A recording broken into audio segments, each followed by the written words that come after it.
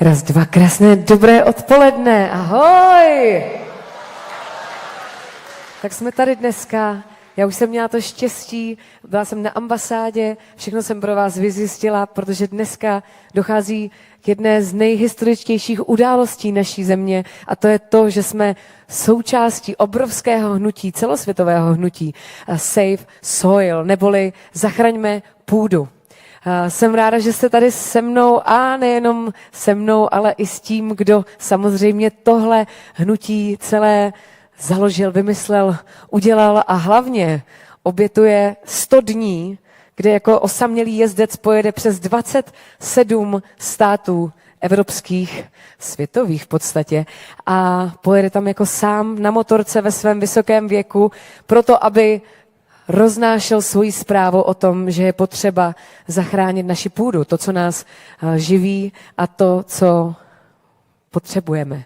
Mám radost, že jste tady a doufám, dostala jsem za úkol vás dneska pomoci přesvědčit, abyste pomohli šířit 100 dní tuhletu nádhernou myšlenku.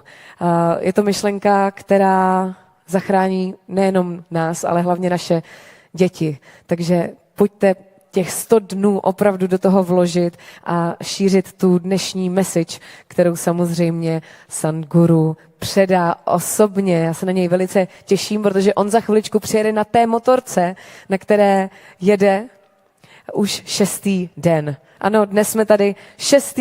den a má před sebou ještě dost 1000 kilometrů z těch 30 000 kilometrů.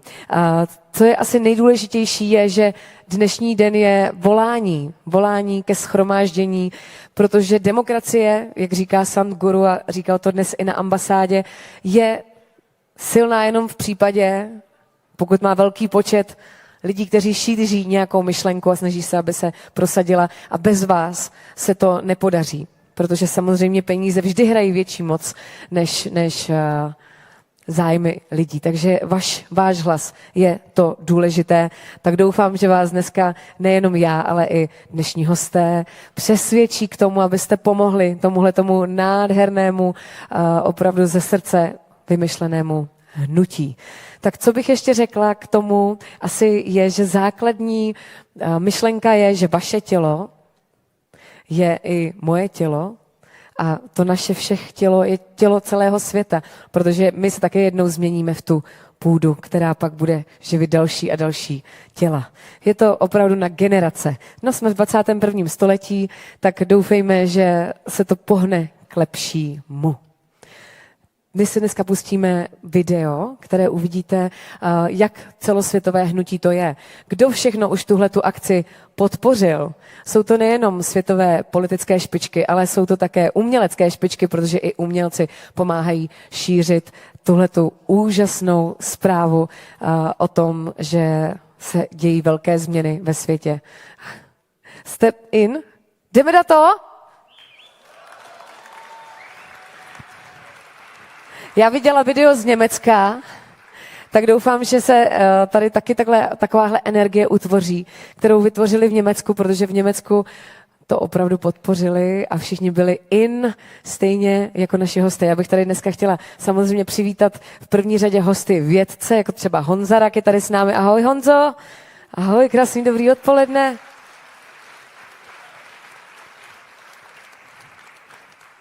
A dnešní také budoucí speaker Karel Janeček a toho pozvu za chviličku na pódium. Ahoj Karle.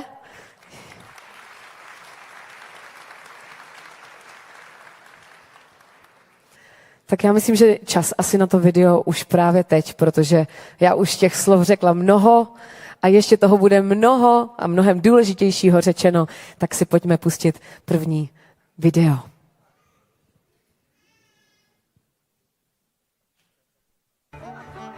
We are talking about climate change, carbon emissions, and global warming and various other aspects, but we are not addressing soil. Soil is the habitat upon which zillions of lives thrive. Once there is no richness in soil, then you have forsaken the planet in many ways.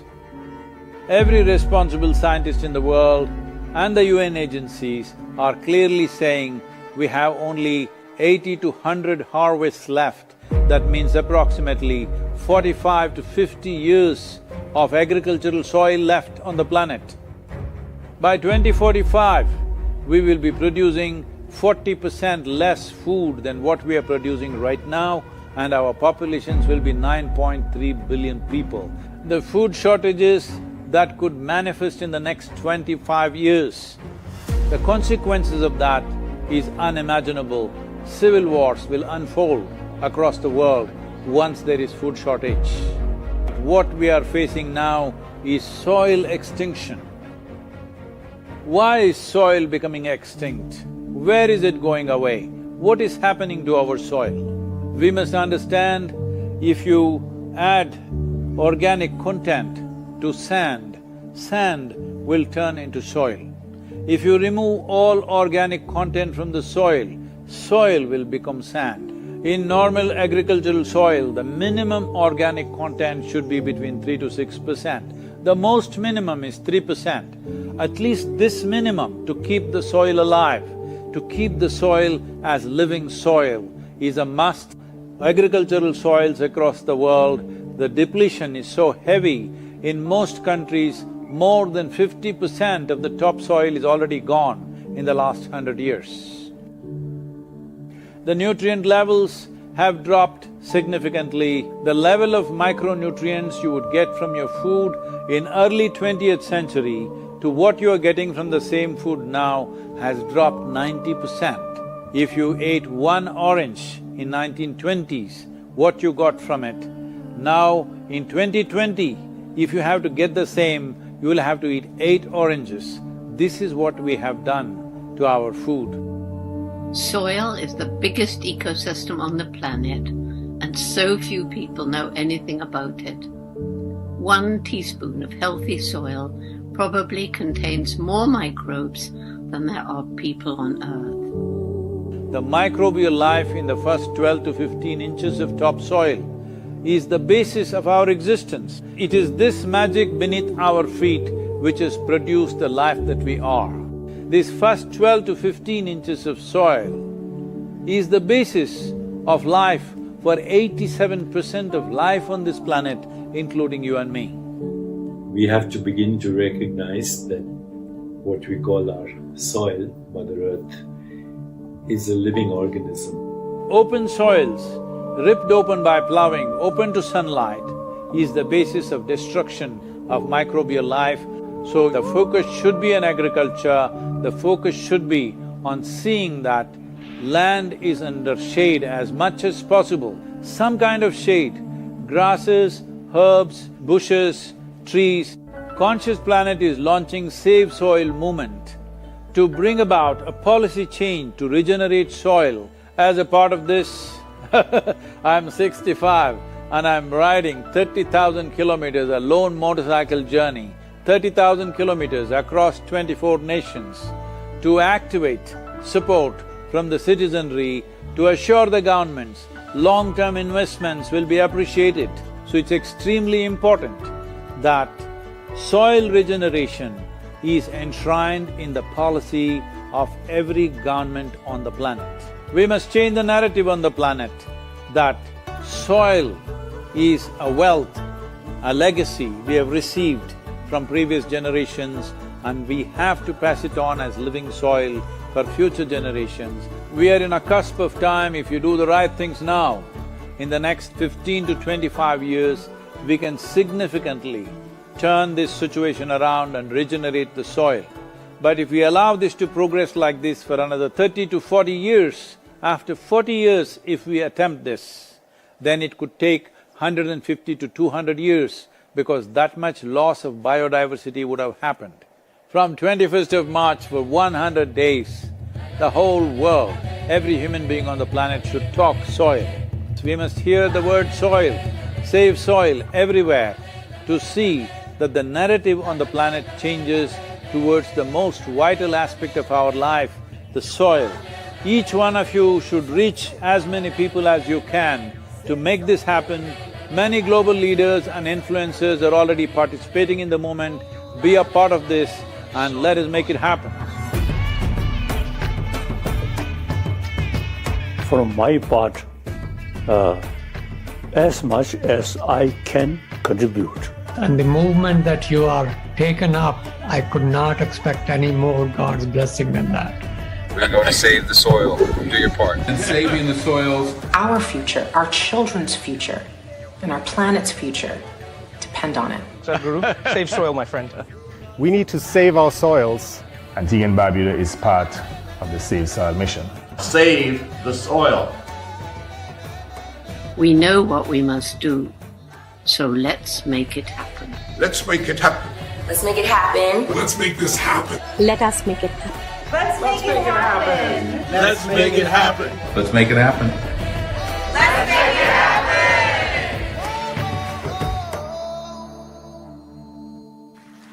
Woo! Otázka zní, jsme se Sadhgurem? On je tu pro nás, tak buďme tady pro něj i my. 100 dní ve věku 65 let pojede 30 000 kilometrů. Začínal 21. března v Londýně a dále pokračoval do Holandska, Německa a dnes večer bude tady v Praze, kam opravdu přijel na té motorce a přímo sem na té motorce přijede. Slovo, které Sadhguru rád zdůrazňuje, je slovo generace. A silná generace vzniká tak, že se navzájem lidé inspirují a šíří navzájem své myšlenky. Tak prosím, šiřte, já to budu pořád dneska připomínat. Vyhoďte si pak ten plakát a prosím vás, zazdílejte to a tak dále, protože je to důležité, aby to věděli i naši ministři skrz naše sociální sítě, že stojíme za tímto nádherným hnutím. No a teď mým úkolem je naučit vás kus hymny. Kus hymny, která byla vytvořena přímo pro tohle hnutí. Ta hymna se jmenuje Body Soil. A jak už jsem to dneska řekla, my body, moje tělo, your body, tvoje tělo, everybody is soil body. Jo, tak to zkusíme. Já řeknu my a vy řeknete body, jo? Zkusíme my. Výborně. Your. Everybody is soil. Yes, tak to půjde. Takže na konci bude hymna. Až to tam uslyšíte, tak se tam přidejte. Natáčí vás tady kamera, tak ať je vidět, že jsme na tom líp než v Londýně a tak. Zkusíme to potom. Každopádně, já už myslím, že jsem všechno, co potřebné řekla a zajímalo by mě, co řeknete na cestu, kterou dokázal Sadhguru s tímto hnutím už po ostrovech, karibských ostrovech. Tam navštívil mnoho politiků a dokonce podepsal mnoho dohod. Tak asi se na tu cestu podíváme na video, abyste viděli, co už opravdu za několik let Sadhguru dokázal s tímto hnutím. Další video.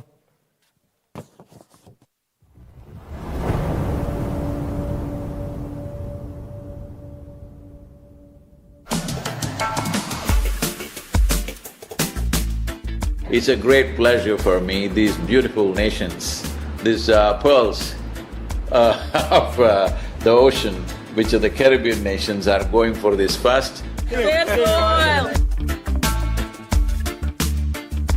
Soil is not a separate subject. If we are interested in health, if we are interested in agriculture, if we are interested in the well-being of the citizens of today and the unborn child of tomorrow, attending to soil right now, attending to the soil biodiversity right now, this is a must-do thing in our life. Soil body.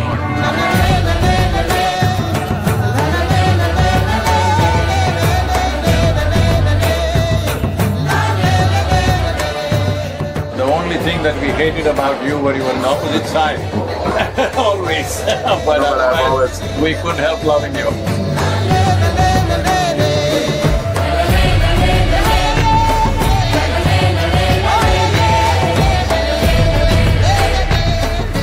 We are at a cusp of time right now. If we act now, if you bring in the policies and start implementing this, in the next 12 to 15 years, we can make a significant turnaround. So this memorandum of understanding that we are signing, it will also bring some technical assistance to the Caribbean region.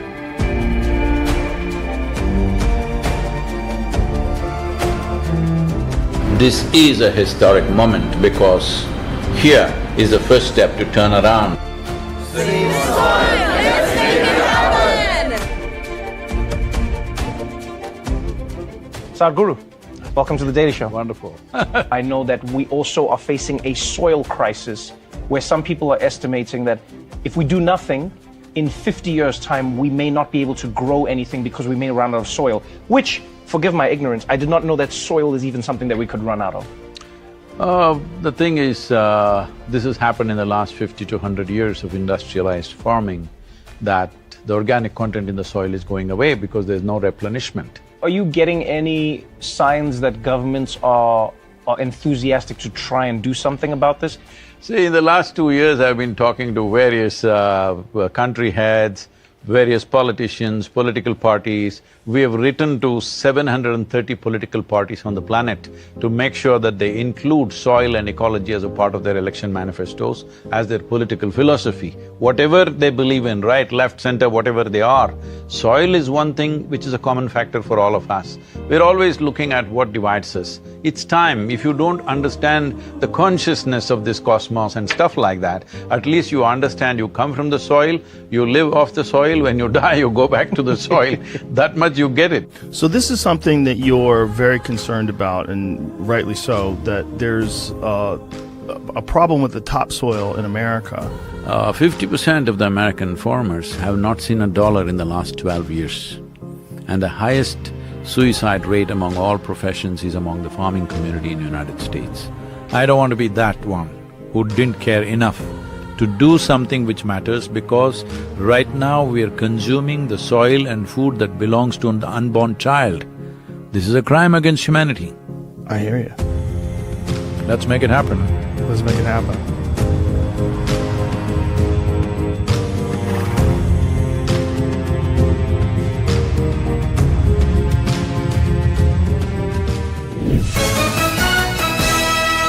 His spiritualist techniques have gained him a following of millions. I mean, we welcome Sadhguru. Good morning to you. In the first 15 to 18 inches of the soil, you are a consequence of that. Yeah. Even now, over 60% of your body is actually microbial life, only 40% is of parental genetics. So, ignoring that, thinking you can destroy the soil and live happily upon this planet is just a pipe dream, it's not going to work. And you were interviewed by Trevor Noah, who is the darling of the left, and then you were interviewed by Joe Rogan, who is the beloved of the right recently. So is it Sadhguru who unites the left and the right, or the very important issue of… Soil unites left, right, center, everybody. Sadhguruji has said it's important for all, particularly leaders whose decisions affect millions of lives, to be conscious and inclusive. And this is where each one of us can help.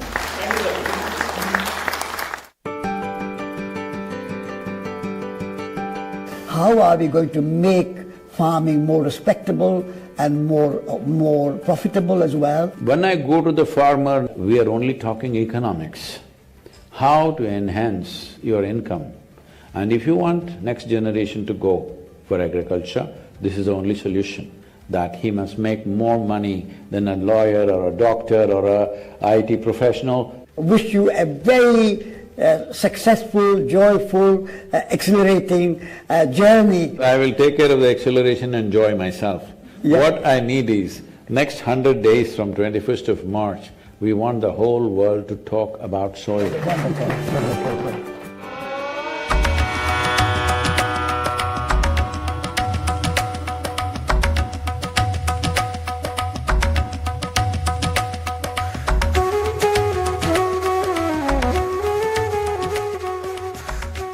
We're looking at how can we involve women as leaders in climate action. When this motorcycle journey is being flagged off, we are making a 7 or 8-year-old little girl flag it off. Unfortunately, adults have come to this place where if I see him, I will see what country he belongs to, what race is he, what religion is he, what caste is he, what creed is he, all this nonsense. But when they see a child, a girl child, I believe people's hearts will become a little more tender. If you want to say, I love you to your child, you must just say save soil, because it is a more committed way of saying I love you. Sadhguru's gift of making a systemic issue so personal to each and one of us of this room, and the generational responsibility so relevant for everyone. You know, it's shocking and unnerving. We need to take this up and save the soil and act more sensibly and responsibly. It's an extraordinary campaign. It echoes what we in the Commonwealth have been aspiring to do for a number of years.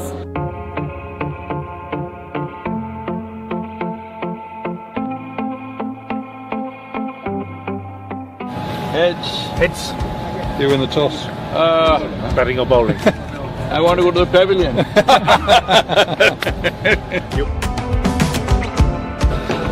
Catch me with Deva.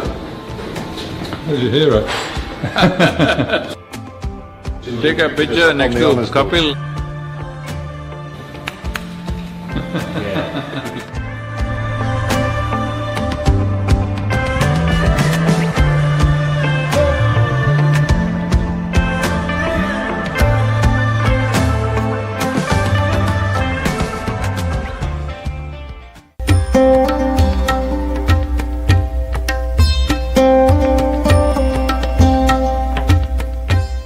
Sadhguru, it's a great pleasure to welcome you to London. You are probably one of the most famous Indians, and what you're doing today is really important because people like you who have a wonderful following of millions and millions of people, and what you're doing with that is so important with saving the soil. If only they could have seen this at COP26. So I think what you're doing is phenomenally important.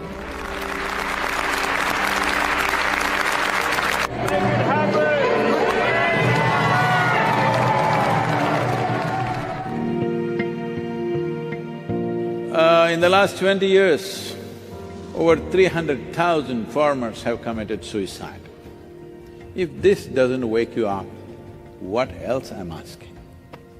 What else needs to happen? You think of what that one man did, Nelson Mandela, and he changed the world. So, Sadhguru, you have the ability to change the world for the better. And I was at COP26. I spoke at about 30 different events. Not one person mentioned soil. No one.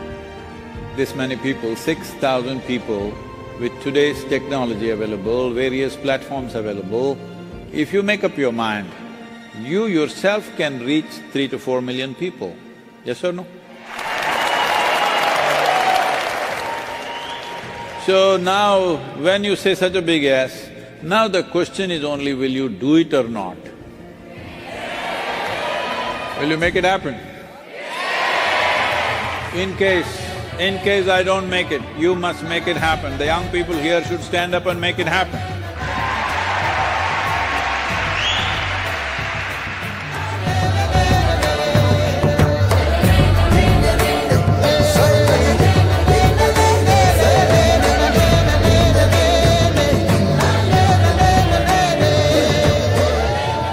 It's not about the motorcycle, it's not about the journey, it's not about the song, it is about moving people on the planet.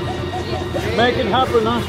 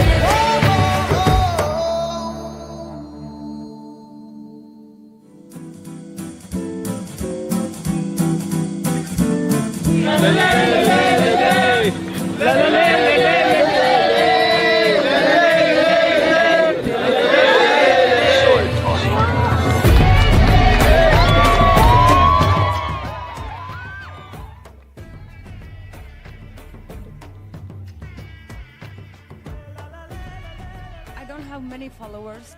What is the thing I can do to help to save the soil? In your neighborhood, do a jig. Video dohrál. After some time, kids will come and dance with you. Tell them, just Krásně. go and tell your parents they must talk about this. I'm saying go and request people. I'm saying at this time if you don't talk to people, we will be a very regretful generation. Please let's not go there. Video dohrálo a Sadhguru vtančil do našeho sálu. Good evening, Mr. Sadhguru. Good evening. Jsem na vás pyšná za krásné přivítání, ale abych na vás mohla být ještě více pyšná, tak mám tady takovou důležitou zprávu. Máte s sebou mobilní telefony. Prosím vás, stáhněte si aplikaci, která se jmenuje Live Voice. Live Voice. Klidně můžete vytáhnout mobily, já vím, že se to nesluší na žádné akci, ale právě teď si můžete vytáhnout mobily. Pokud máte tu někdo mobil, výborně, tak aplikace se jmenuje Live Voice a tam zadáte kód. Ten kód vám hned řeknu. Máte už staženou aplikaci? Zkuste, jo, zkuste. Já to když tak zopakuji později ještě. Now we're talking about the app, Mr.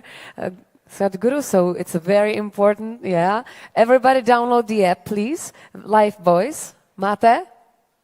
Máme staženo? Dobrý. A ten kód je 645 889. Tak. My tady pošleme pak takové papíry, tak to na tom uvidíte, jo. Ten kód je 645 889. Tak. Doufám, že máte tuhle důležitou zprávu. Já to ještě v průběhu večera radši zopakuji, protože to je asi poprvé, co máte dovoleno vytáhnout mobily na akci, že jo? Já vím. Každopádně teď už přichází ten správný moment, abych přivítala sem na pódiu dva vzácné hosty. Jedním z nich je již zmiňovaný Karel Janeček. Karel Janeček, ahoj, krásný dobrý večer. Karel Janeček je český matematik, sociální reformátor, pedagog a autor inovativního volebního systému D21. Je také zakladatelem Fondu proti korupci, institutu H21, má spoustu dalších, jako nadační fond Neuron. Karle, ty děláš jednu nadaci za druhou, je to tak? Teď už ne, já jsem to nějak dosáhl správného počtu a už nehodlám dále, nebo neplánuji aktuálně zvyšovat počet nadací. Ale je pravda, že jedna z nich je pro tebe nejdůležitější a tu zmiňuje, že je to Science 21, je to tak? Je to pravda. V současné době je to nadace, která propoje schopnosti našeho myšlení a našeho pohybu, našich aktivit, abychom se jako lidé dokázali hýbat a propojování vlastně všeho. Je to nadace, která sdružuje vědce, je to nadace, která sdružuje špičkové umělce, sportovce a další. A já věřím tomu, že to propojování napříč obory je to důležité v té dnešní době, abychom začali používat naši mysl, naši racionální mysl ve spojení s našimi emocemi. Wow. Tak děkuji, Karle, posaď se, protože teď přichází, abych představila toho, koho ani představovat nemusím. I think I don't have to introduce this amazing man, a to je náš učitel, is our teacher, our guru, Sadhguru. Good evening.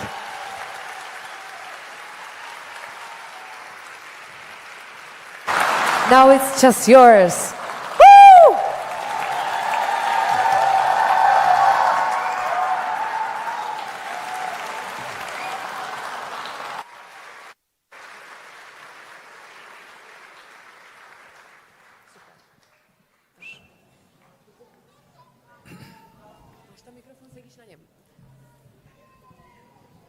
Perfekt.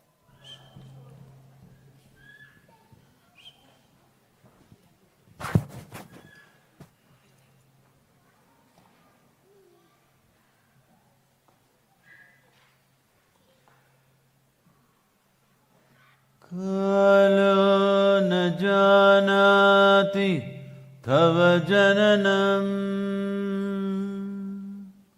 kalo na janati tava samapanam, drushto maya tava mahakarah yogeshvara Kala Kala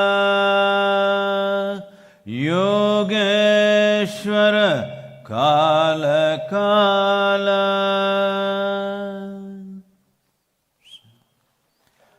Namaskaram, good evening to all of you.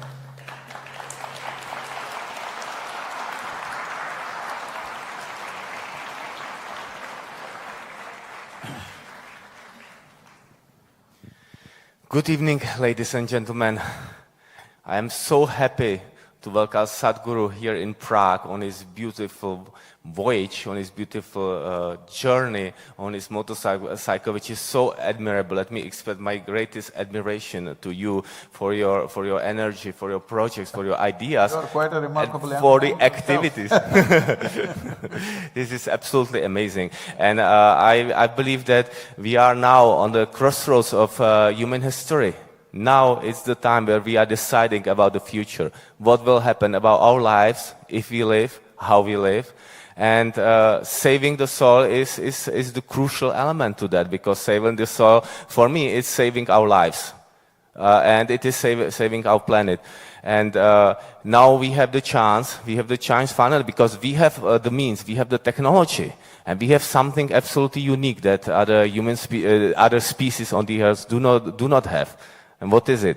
It is our rational thinking, I believe. Our ability to do that, to do things which in our history, in our human evolution, we haven't used very well, actually. In many times, our thinking, our ability to do rational thinking has been the tool for greed, for getting power, for destroying, for consuming, just consuming, and not using it for it is here. To use it for creation, for making our world better, for connecting our mind and our emotions, and also for collecting collective consciousness and being able to find respect and as people to appreciate the differences of each other. Because our mind is one of the things that can make us different, which is great, because we can make a beautiful evolution of our planet Earth.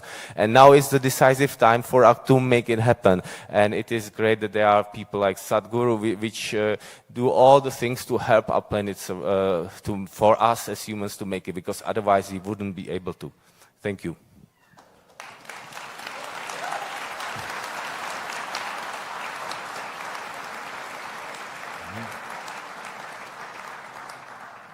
You are quite a remarkable young man yourself. So, well, as Karel already kind of laid the foundation about one aspect that he touched was the difference between human beings and other creatures. Even in the evolutionary scale of things, we are supposed to be the most evolved creatures on this planet. This means we are literally on top of the world. But if you look at human beings, they are not walking on the street like they are feeling top of the world. There's a huge amount of suffering and depressions and mental ailments, suicides, all kinds of things. I don't want to throw all those horrible statistics at you so that you consult your Google grandmother. Okay. Hey, I didn't say that to you.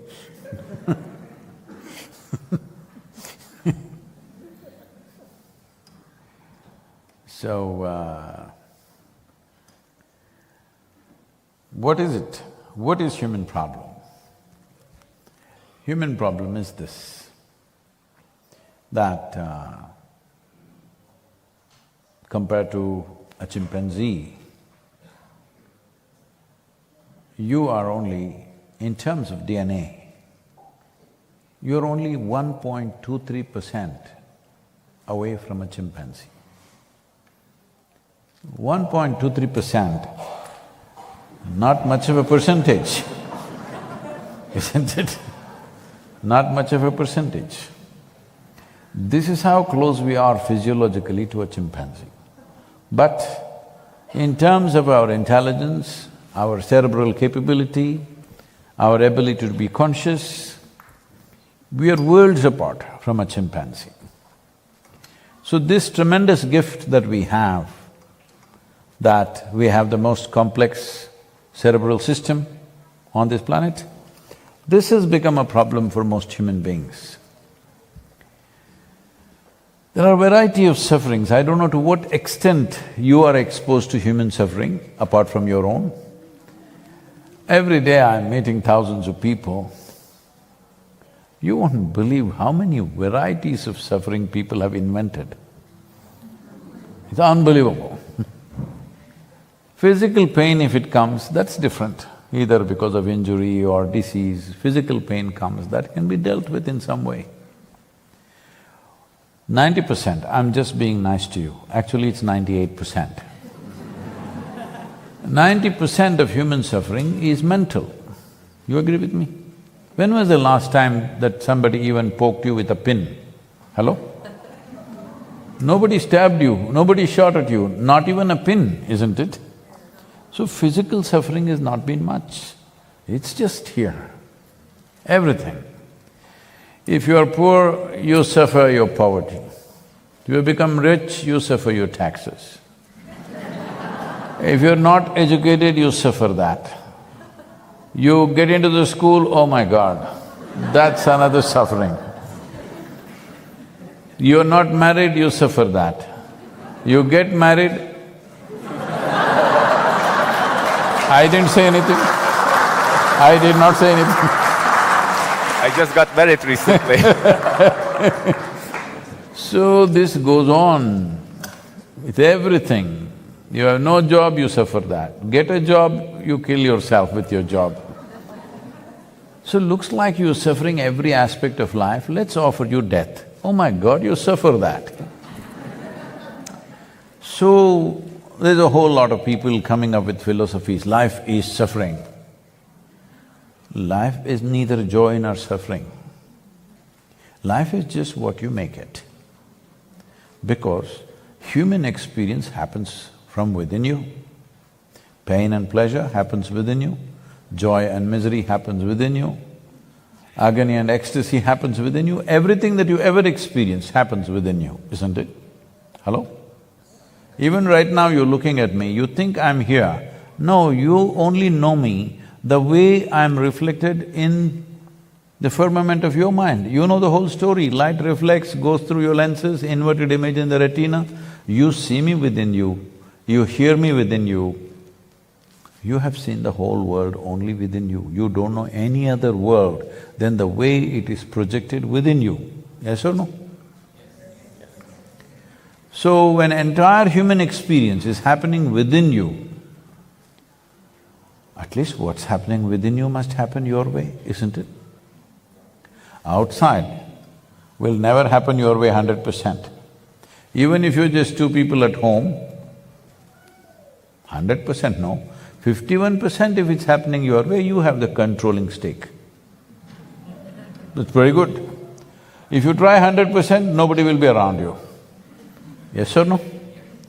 In your home, in your office or anywhere in the society, if you try that situation should be 100% your way, there will be nobody around you, they'll all vanish. Only outside situation is like this, little bit my way, little bit your way, little bit somebody else's way. This is the way it is, external situation. But what's happening within me must happen my way, isn't it? If what's happening within you happened 100% your way, would you keep yourself blissful or miserable? You must choose, I'm going to bless you. Blissful, isn't it? Why such a simple thing is not happening? Simply because you have a body, you have a physiology which is just 1.23% away from a chimpanzee. But you have an intelligence which is 1,000 points away from a chimpanzee. Now you don't have a stable enough body to handle this, you don't have a stable enough platform to manage this intelligence. Whatever you do, it pokes you. The people come to me and say, Sadhguru, I can't bear it, my job, my boss is so horrible, he's not even human, and my mother-in-law, oh my God, she's a terror, and my husband, after all her son, you know, all kinds of problems. I tell them, you come, don't worry, you come and stay in the yoga center, we'll give you a nice place to stay, we'll give you good food, you don't have to do anything. just that I will make random checks on you. When I check, you must be joyful. If you're miserable, I don't believe in feeding misery. So 24 hours you leave them alone in their room, oh, in how many ways they'll twist themselves. When you're alone, if you're miserable, you're obviously in bad company, isn't it? Hello? See, you're with me and if you're miserable, you can always blame me, it's because of Sadhguru I'm miserable. You're alone and you're miserable, what? So this is the problem, that an intelligence which needs a conscious approach is still functioning instinctively and unconsciously, in reaction to everything, like a chimpanzee. Chimpanzee is okay, because his intelligence is only that much, he can do what he wants. He won't cause much damage. But once you have risen to this level of intelligence and competence, you are supposed to function consciously, otherwise you will be a disaster. This is the disaster that is unfolding on the planet. Whatever has happened here in terms of ecological damage, environmental damages, is not because of some evil design. One evil man is causing ecological disaster. There's no such thing, though we always like to find such a man. The simple thing is, everybody is in pursuit of happiness, pursuit of well-being, are you? Yes. Everybody in pursuit of happiness. Now, there was a potato farmer, you heard of him? No. There was a potato farmer, one day he wanted to eat apples. So he went to the apple tree. Out of sheer habit, he started digging for the apples. When he didn't find any, he got very furious and really started digging. Then the tree came down on him. This is the case of humanity on the planet right now. You think when you were a child, you found a lollipop and it made you so happy. You remember the taste? I can get the taste back in my mouth. Lollipop made you so happy. Now you thought there are many lollipops in the entire world and you went on getting it. Lollipop has turned bitter in your mouth. Because it's not the lollipop which made you happy, it is the tongue which made you happy. Hello? Yes or no? If you didn't have a sensitive tongue, you put the lollipop, it's as good as a stick. Yes or no? So, your experience is happening from within you, but you are trying to get it from outside. This is destroying the world. And we have taken it this far, where it's come to a point now we are talking about soil extinction. We have talked about dinosaurs going extinct, dodos going extinct, but we have the footprint of a dinosaur and the brain of a dodo right now, behaving like dodos, but dinosaurus kind of footprint. This is not a good combination. That is what is happening right now, no evil design. Now, everybody says, okay, who did it? Let's hit the oil companies, let's hit the coal company, let us hit the automobile company. No, all of us are partners in this, every one of us. Right now when we sit here, these lights are on, something is burning somewhere, isn't it, to keep these lights on? Hello? Yes. All of us are partners in this destruction, knowingly or unknowingly we have done it. If all of us partner in reversing the process, it can also be done. I'm just asking, will you? Only 3 people.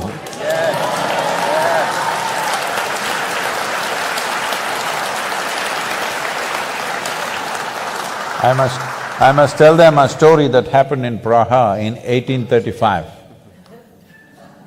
Is there any historical event at that time in case I got it wrong? Nothing, right? 1835 is not a sensitive time. Okay. This happened in 1835. At that time, people in the city believed that there are people on the moon. Because it keeps changing shades and this, so people are moving and you can see it. So they wanted to talk to them. Well, they all decided how. All the wise men in the town decided, we'll do one thing, At a given moment, please keep the lights on, let the people be. They may take the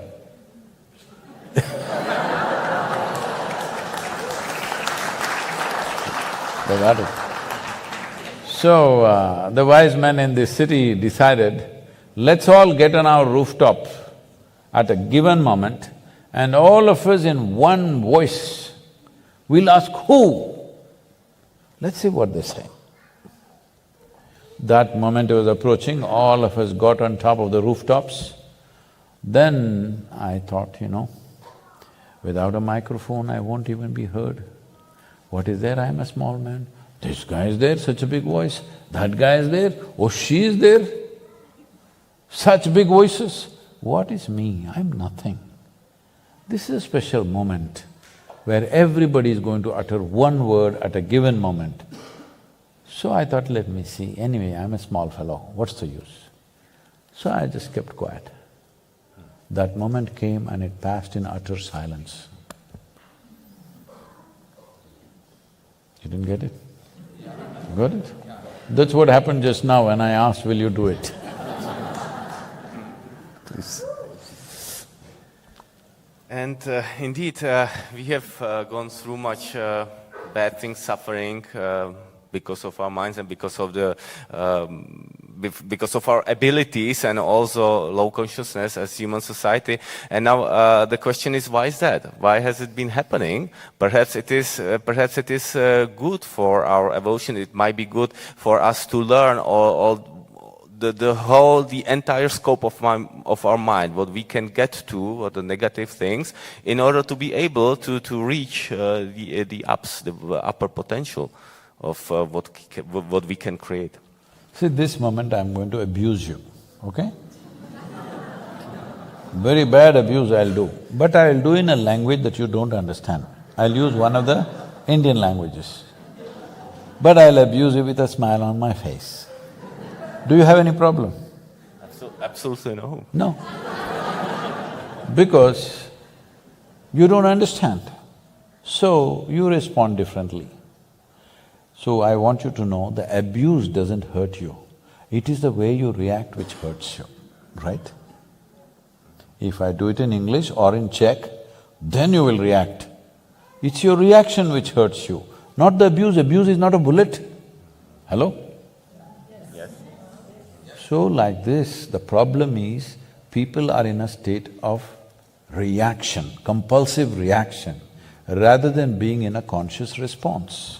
Once you're a compulsive reaction, whatever you react to, you become enslaved to that. So in this enslavement, they suffer, reacting, series of reactions, because your art, music, television shows, cinema, everybody is showing, more emotionally dramatic you are, the more of a star you are. If you are really something, you must pick up these things and throw. Do you handle your emotions like this at your home, that you take plates and vessels and throw it into the wall? You still doing that? But almost every movie, this is how they handle. Otherwise, a hero means he must go and punch somebody in the face. Hello? Otherwise he's not a hero. If he does this, he's not a hero. He has to punch somebody in the face. So we've created these images, these role models, that if you are of some worth, you must be doing something violent. Either emotionally or physically, you must do something violent. So people are doing this, not to the extent it's shown in the movie, but they're doing it and suffering it. First of all, the first violence is towards yourself. See, if I ask you a simple question, do you want your mind to be sharp or blunt? You must choose, I'm going to bless you. Those who did not choose. So, it is sharp means, can go, no problem. There's no traffic, you can go. So, if essentially your mind is a sharp instrument. That means it is a cutting instrument. If you want to dissect something, it's a very good thing. But how many things can you know by dissection? See, I really want to know you. Shall I dissect you? Like how you did in your high school, you wanted to know the frog, so you opened it up when it's alive. I'm saying if I dissect you, I may find your heart, liver, kidney, something else. But will I know you this way? If I embrace you, if I include you, I may know something about you. If I cut you up, will I know you? Material aspects of life you can dissect and know. So whether you use a scalpel or the scalpel of your mind, you're only doing dissection. All you will do is leave the world tattered. Right now, like how the modern fashions are, it looks like they are stitching with a knife. You know, all the… And when we use our reaction, intuitive, spontaneous emotional reactions, it can cause, as you mentioned, it can be the cause of troubleness, but it can also be very positive. I believe we should not limit ourselves to just react thoughtfully. I mean, we should react thoughtfully as well. No, I'm not saying you must be soft or harsh. You must respond consciously. If you respond consciously, only if you respond consciously, you can employ your intelligence. If you respond or react instinctively, going back to your animal nature, that's all. That means essentially you're disregarding evolutionary process. And would that be… And would it be possible to evolve on our intuition, our instinctive reaction to be conscious as well? See, intuition, let's fix this word. The word intuition, people are thinking usually that they have some other access. No. It is just like, I heard that you're a mathematician. Yes. Okay. So we are far away, okay?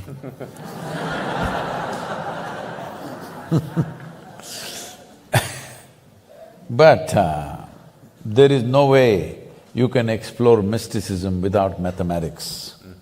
Not mathematics as you know, adding numbers on this, but mathematics as creation is. See, mathematics is a relevant subject only because in some way it imitates or it is sort of a blueprint of physical creation. So, both mysticism and music have enormous mathematics in it. Maybe people will just know only the melody, they do not know the math of it, but there is a whole mathematics to it, mysticism is also like that. So suppose to go through a certain mathematical process, let's say there are 10 steps.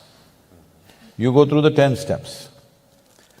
But there may be somebody who will not go through the 10 steps, they just jump to the 10th step. That's intuition. It is just a different level of computing, not a different level of perception. It is hugely misunderstood. Because they compute differently, it looks magical. This happened to me.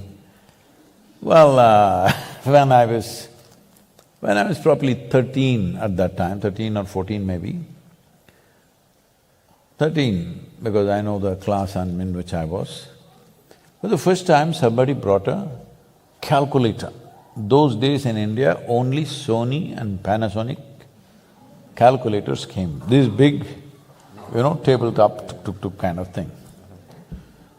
Then somebody brings this, we have never seen this before, and say, look at this, 1800 and, 36 into 18,300 and whatever, boom, we press it, took, the answer came. I felt really insulted. If this is how it is, why the hell are they grinding me in the mathematics class every day?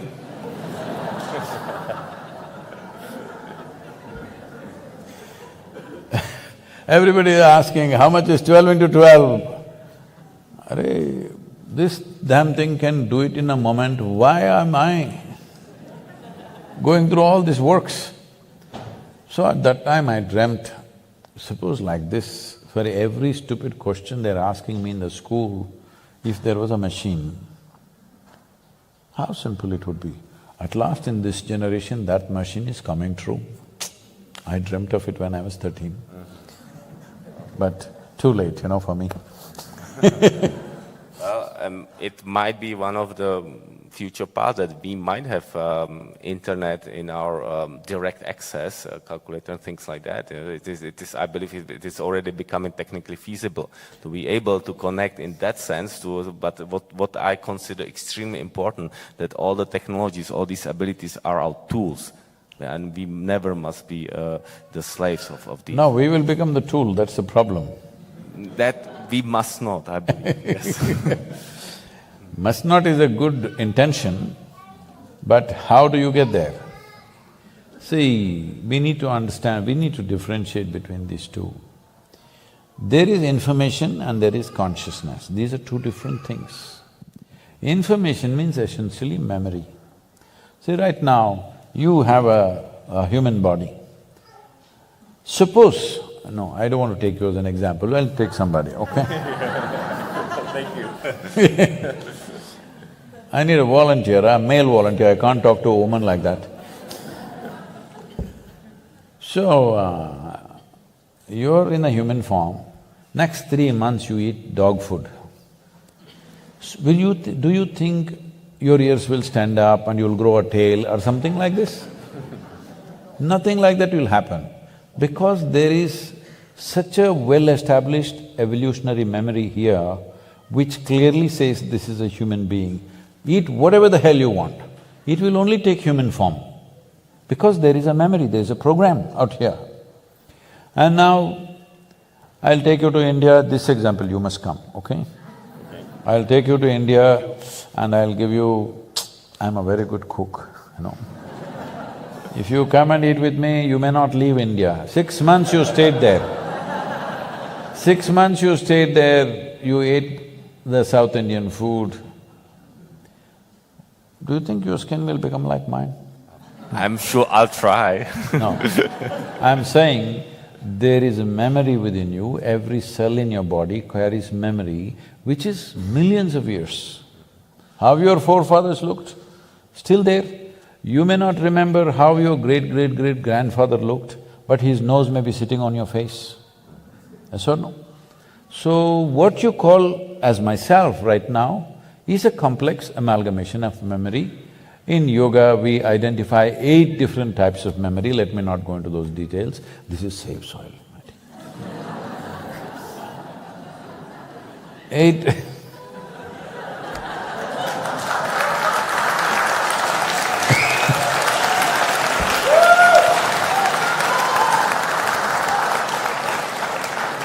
So, there is evolutionary, genetic, karmic, conscious, unconscious, articulate, inarticulate, memories like this. So these memories are determining how you will look, how you are, how you behave, everything. But what we are referring to as consciousness is, there is another dimension of intelligence within you which is unsullied by memory, which is not touched by memory. That intelligence, when it functions, see, memory is a great possibility. Today as a man, you are a human being, and you are so many things in your life only because of your memory, isn't it? Right now. Not only. No. Okay, all right. Right now, the person that you are is only because of your memory, isn't it? If I remove your memory, would you know your name? Oh, sure not, okay. Yes. So, all this memory is making this body work in this way, you are this kind of a person, you remember this, you remember that. So this memory is making you a tremendous possibility in many ways. Now your intelligence is about how do you use this memory, all right? Some people may carry this memory as a burden, some people may use it very well, that's a different aspect. But memory is also a boundary. That is you, this is me. How? That is your memory, this is my memory, isn't it?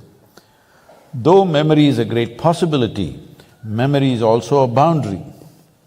So there is an intelligence which is unsullied by memory. If you touch that dimension of intelligence, your experience of life will become boundless, without boundaries, because memory is the one which causes boundary to you. Your boundary is only because of your memory. If there is no memory, there is no boundary. See, this is my friend. Why? She's in my memory. This is a stranger. Why? That person is not in my memory, isn't it? So, there is a way this is possible only for a human being, that a human being can rise above the impressions of life that has happened within us. All these impressions are making us into a complex person and possibility, at the same time it's limiting us.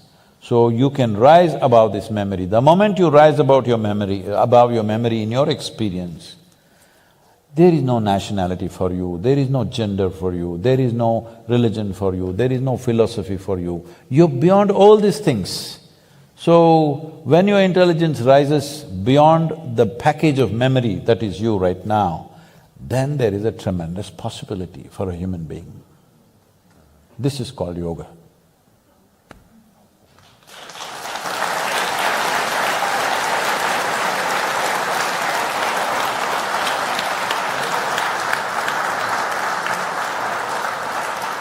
And perhaps we could add mathematics to it, our ability to expand our consciousness in a sense.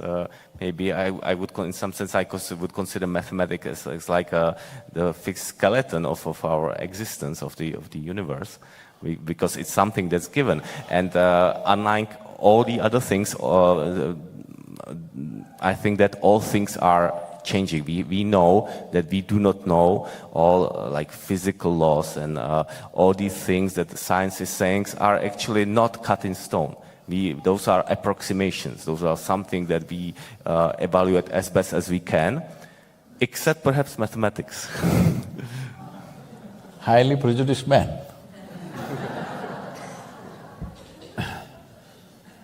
See, the mathematics as you know today, I do not disagree with what you said, it's correct on one level, it is true. But at the same time, the physical existence, which has a form and a size and a boundary, every physical object is defined by its boundary. Why? That is you, this is me.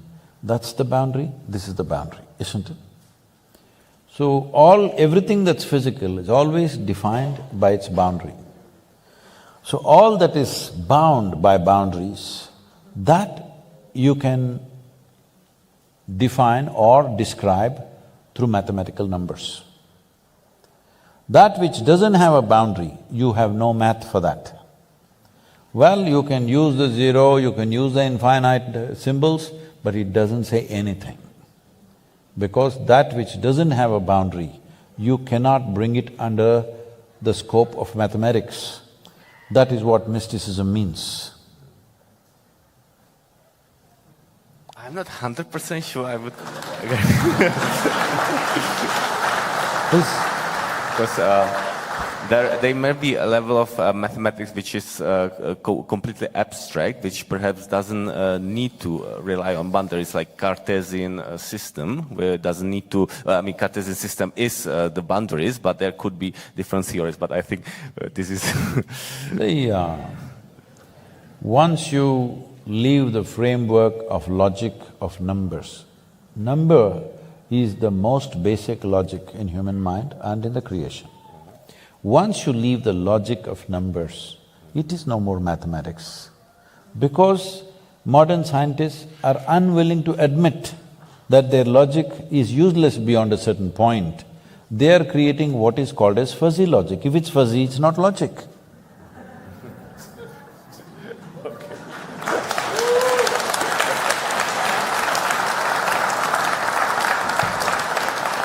So, now all this… see, for example, if you look up in the sky, because of the way our visual apparatus are made, if you look up in the sky, even a little child, if you make them look up in the sky, even if you don't tell them anything, they'll see the stars in the night. And because as a rule, because I refused to learn anything right from my childhood. As a rule, I told everybody not to teach a damn thing to my girl when she's growing up. Nobody should teach her anything, just leave her alone. No ABC, no 1, 2, 3, no nothing. Just leave her alone. If you want, play with her, be with her. No teaching. No Mary had a little lamb, because I don't care whether she had a lamb or not. So, even this little girl which you don't teach her anything, I always exposed her to nature, spend time in the jungles and, you know, if possible, if nothing else is possible, at least the rooftop in the night to see the stars. See, look at this and say, Chucky, 10. Even she knows 10 is the biggest number. She's just hardly 1 year.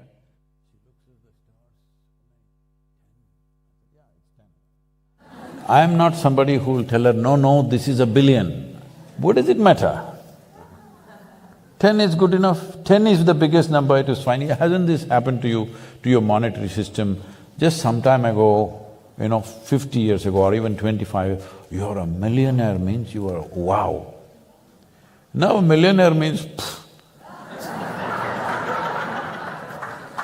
Yes or no?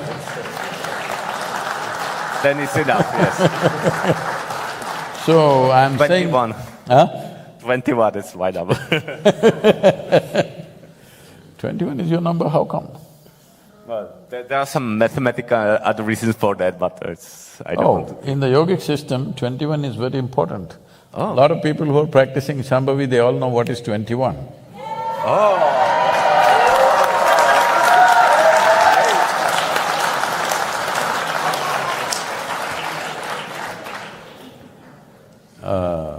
Anyway, it's a yogi called Aryabhata from India who invented the zero. Not by doing mathematics, by simply sitting like this, becoming absolutely empty, that could only be defined with a zero. Amazing. Please. Okay. Okay, talking about the numbers, I heard from you this amazing number, 27,000, which is… this is just enormous. This is the number of species that… going extinct per year. Maybe my question would be, how do we define species exactly? So You are the mathematician, tell me, in another 40 years, how many thousand species? Many, like close to 1 million, but… what is the total number of species? Yeah, we do not know. We do not… We know only 1% of the microbial life. The science today knows approximately 1%. That is also a guess. It may be even below that. It is trillions of them, okay? How many species, nobody knows. We've identified 1 million or 1.2 or something like this, but that is just 1%. It is too complex a life system. Soil is the most complex living system in the entire universe, not just on this planet. There is no other place in the known universe for us where there is that kind of a rich living system. And that we are ripping apart without any awareness about it. What I consider perhaps even symbolically, like a symbolic message that one of the most fertile, perhaps the most fertile soil on the earth is now in a country which is now in war, in Ukraine. What can we say about that? Or is it, based on my information, like the extremely fertile soil in Ukraine is up to 4 meters, the black soil, the most fertile soil on the earth. Yeah. So how do we, what do we do? See, the thing is this, when nations across the world, almost without exception, fortunately, Europe was not going that way after World War II, but now once again they're going that way. Almost every nation has invested enormous amount of money in building and stockpiling arms, armaments, bombs, missiles, smart bombs. I don't know how a bomb can be smart. It's the dumbest thing to do. It is the dumbest thing to do.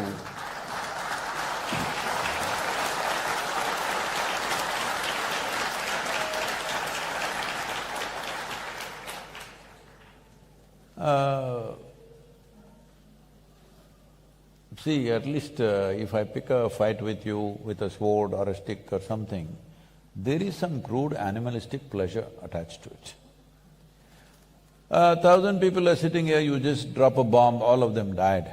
I don't know what is smart about that. I cannot understand this. But they are talking about smart bombs, where they're saying from 2 miles in the sky, they can drop the bomb into your house through the window. They're very proud of this. So this is not one nation, across the world, all right? So all of us as people, were we all thinking, all these bombs are being kept for entertainment, for display, or it's artwork, what did you think? One day it will be used. Yes or no? It has to be used somewhere. The question is on whom? The question is not whether it will be used or not. The question is just where and on whom, isn't it? So when it is piling up, we are all okay with it. In every movie, there is no movie without a bomb or at least a smashed face. We are all enjoying it. When it really happens, we say, oh, we're shocked, we're shocked. It doesn't work like that, life. This is why I'm telling you about the soil. Will you grieve after the disaster? Or will you be that generation will turn the disaster around? This is all the choice we have, because this is our time on the planet. How we do our life is our life, isn't it? So, wars are almost inevitable because economies are built on war. Without war, a lot of people cannot survive. The largest industry on the planet is arms and armaments. How will you not use it? If I am making guns and bullets and I sell it to you and you don't shoot a single bullet, I'm disappointed with you. Hello? This happened, I was at the World Economic Forum. At that time, the Sudanese war was going on, terrible war. Over 2,600,000 people died, out of which 50% were children below 6 years of age. Can you beat it? 130,000 children die in one war. So, at that time, some, movie stars and others are going there and carrying one, an African child is always a trophy. You carry this child and take photo ops and all this is happening. I said, see, and they showed a video where all these militants or soldiers or whatever you want to call them, they're just going in these pickup trucks, simply shooting at the sky, okay? I said, see, these guys, if I have a fight with you, at least I need to shoot you. If I'm shooting the sky, that means I have abundant supply of bullets, isn't it? Abundant supply. Otherwise I won't be shooting the clouds. If I'm fighting a war, when I shoot, I want somebody to die. Yes or no? Hello? I'm not going to shoot at the sky, but they're shooting at the sky with automatic weapons continuously. I said, see, somebody is supplying them plenty, all right? Otherwise nobody will shoot at the sky. I said, there are 62 industries in the world who manufacture that caliber of bullet. I will give you the addresses. Will you go and lock them up? No. You will go to the war zone and pick up a child and do drama. All you need to do is, if you take away the bullets, once that runs out, maybe they will hack each other, but you can't kill that many hacking, at least. If you can't transform the human being, at least you must defang him, isn't it? Hello? Yeah, defang means you take away his teeth at least. If transformation is possible, fantastic. If that is not possible, at least his empowerment you should bring it down, isn't it? So, we have no intent of stopping the war, let's be clear about that. When it happens to us or when it happens close to us, we will cry. When it's happening somewhere else, it's drama. This inhuman attitude towards war and to killing and the suffering that other people go through we must come out of that. Because most evil things have happened not necessarily because of evil intentions, simply apathy. You sleep through life. Is sleeping a crime? Hello? Is sleep a crime? Hello? No, sleep is a good thing. But if you sleep through your life is a disaster. That is what is happening to the world, both in terms of soil, both in terms of… in terms of war.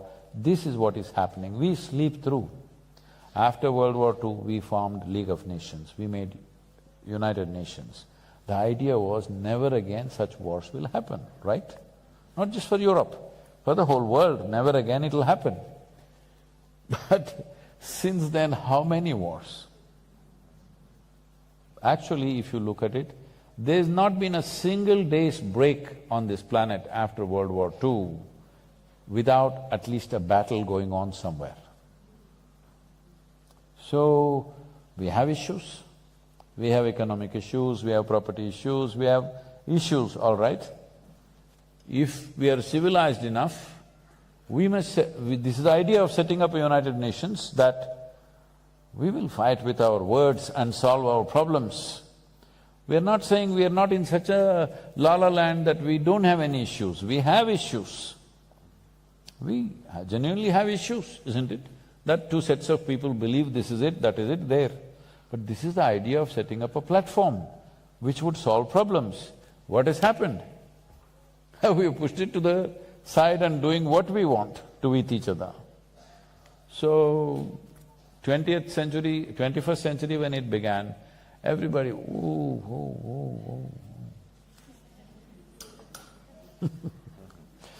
everybody said, this is 21st century, this is the age of information, this is technology, this, that, no wars. Tell me how many wars in 21st century? How many nations have been destroyed in 21st century? Many. Too many. Too many for 22 years, isn't it? So how do we wake up? See, these are things that you can't turn around overnight, but first thing is, within your hearts, your anger and hatred must go. I must tell you this. I used to attend a lot of world peace conferences at one time. For about 2 years, 2.5 years, I attended a lot of international conferences. Then I saw, for a whole lot of people, this conference hopping itself is a profession, they're making a living out of it. I'm the only idiot sitting there thinking we are working for world peace.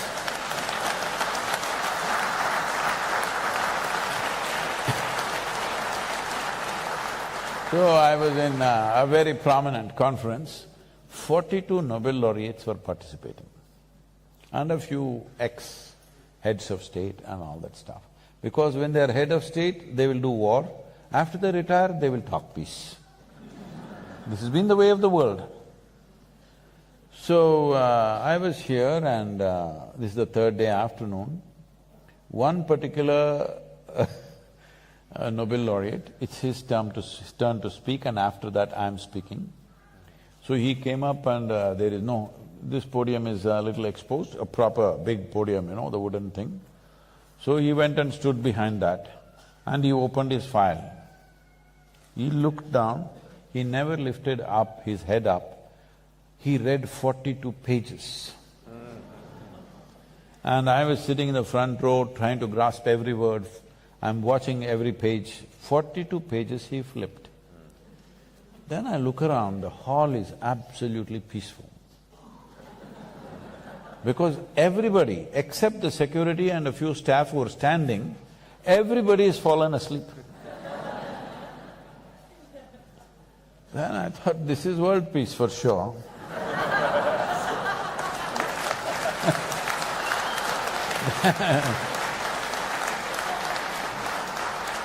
Then my turn to speak came and I said, see, in the last 3 days I've heard so many bombastic speeches about creating world peace. But I'm asking you sincerely, how many of you can place your hand on your heart and say, your mind is peaceful? Because if your mind is not peaceful, if you can't make your mind peaceful, making the damn world peaceful is out of question. Because what you are seeing in the world is a larger manifestation of what's happening in human minds, isn't it? If there are no human beings on this planet, world is peaceful, isn't it?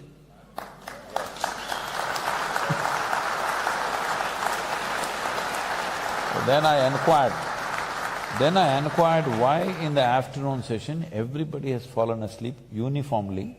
You know, there was a certain unity about it, except me and a reader, he's not a speaker, a reader. Everybody has fallen asleep. Then I asked, what happened? He said, no, Sadhguru, yesterday evening there was a Bacardi festival.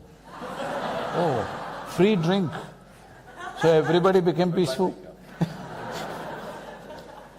So, that was the last World Peace Conference I went to. So let us make the wish to make our minds peaceful globally, and I think Olga wants to… No, this is the whole thing. We can't make everybody's mind peaceful. You can make yours peaceful, I can make mine peaceful, she can make hers peaceful, this is the only way it works. This is the problem. We talk about a world, we talk about a society, we talk about a humanity. No, all these are just vocabulary. There are only human beings. If this one and this one does not solve their problems, the world's problems are never gone. It will manifest in so many ways.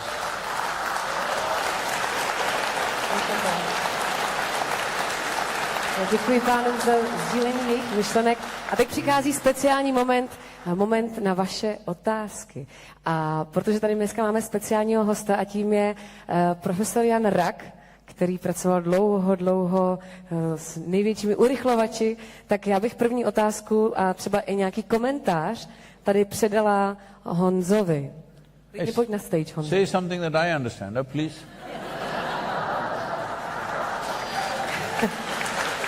I forgot you don't have the app.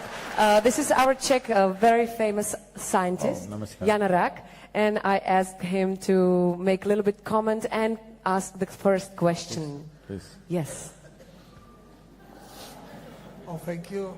It's a great honor to speak to you, to see you actually in face.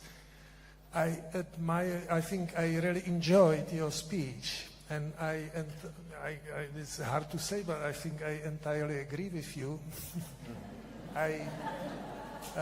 We have a lot of conversation with Karel because he's mathematicians, and I think we as a physicist, see the reality slightly different.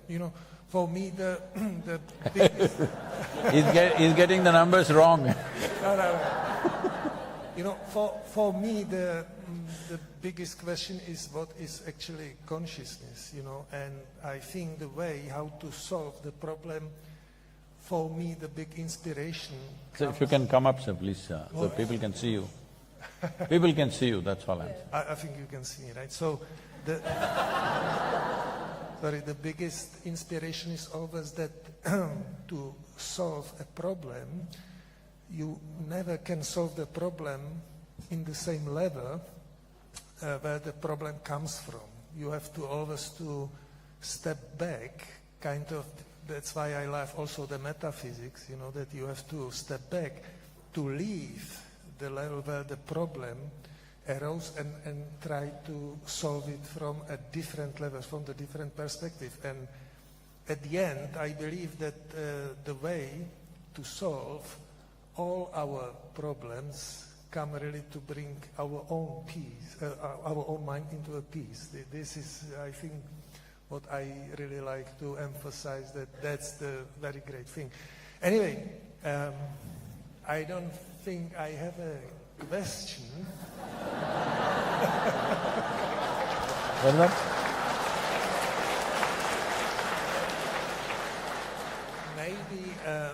maybe you can, if I can ask you, Yes, what sir. do you think how to bring the Eastern knowledge of what the consciousness is and what is actually the reality we are experiencing, what it is, because we in the Western countries, we all believe that somehow the world is mechanistic, that everything exists as a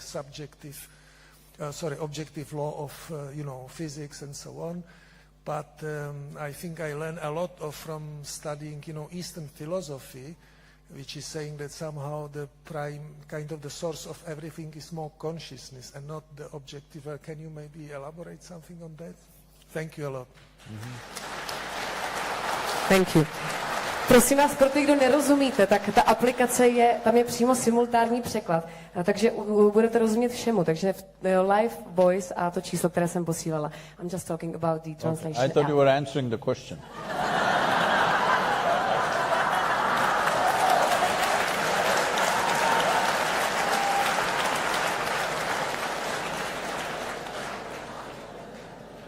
Because I always... Did you forget it? No.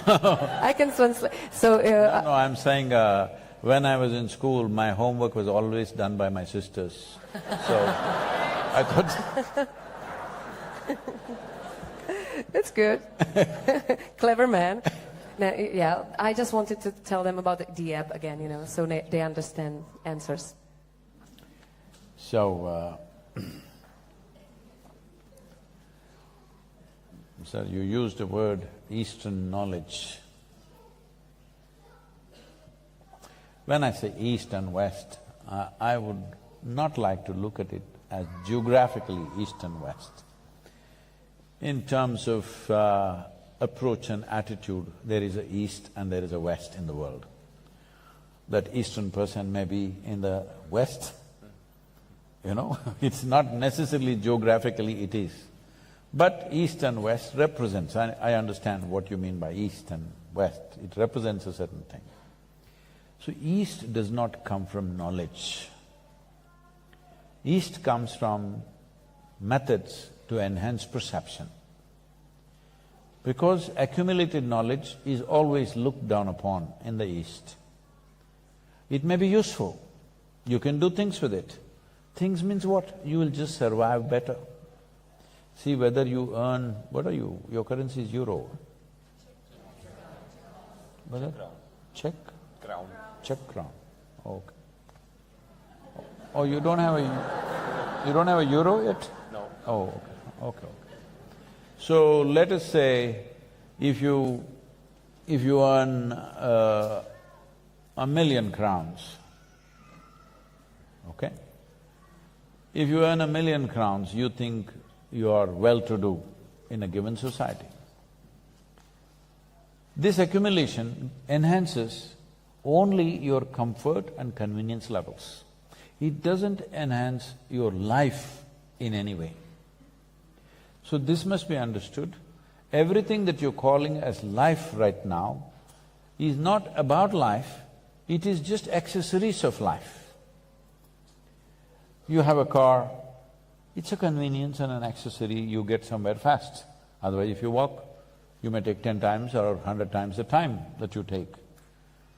Or you have good clothes, well, it protects you, it makes you present yourself in a certain way. Or you have a phone, it gives you certain access. You have a good home, the comfort empowers you to do something better. But it will not enhance you because you can live in a palace and be absolutely miserable. You can sit on a pile of money and be absolutely miserable. Most successful people are carrying long faces, isn't it? Most of them, not all of them, fortunately. But a whole lot of successful people are dying of stress. Why? Because somebody comes to me, he's heading a multinational company internationally. He's based elsewhere, but he came to India to see me and he was in an extreme state of distress. He says, Sadhguru, this pressure I cannot take, like this, I'm just breaking down, what to do? I just looked at him and said, hey, look here, I said, let me bless you, may you be fired. He said, Sadhguru, what are you doing? I said, you're suffering your job so much. Get rid of it, learn to walk the beach at least. Huh? Somebody else will take it, maybe they will do it little more joyfully than you. What is the point of this? No, my job, because it's a sought-after job. Even if you die, it's sought-after job. Well, today people are making little better decisions about their jobs and stuff, that's different. But you must understand that anything that you accumulate, including your body and your knowledge, can only create convenience and comfort. It will not enhance your life. It will enhance your life socially. If you have 10 crowns and somebody has nothing, you are enhanced socially. Essentially, this social enhancement means you are suffering other people's failures. You're enjoying other people's failures. See, right from kindergarten, you're doing this to your children maybe, you must be number one. What does this mean? All the other children must be below your child and he must enjoy their failures. It starts from there. So when you enjoy other people's failures, I don't call this joy, I call this sickness, I don't know what you call it.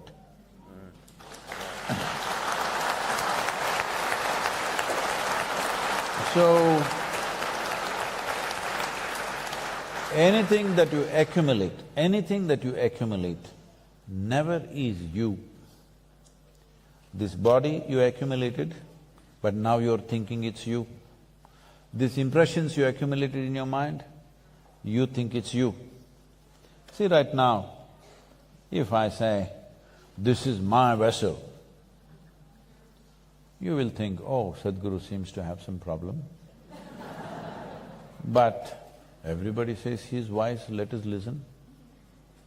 After some time I say, this is me, then you will say, let's go. Because this is a clear case. Hello? If I think this is me, it's a clear case, isn't it?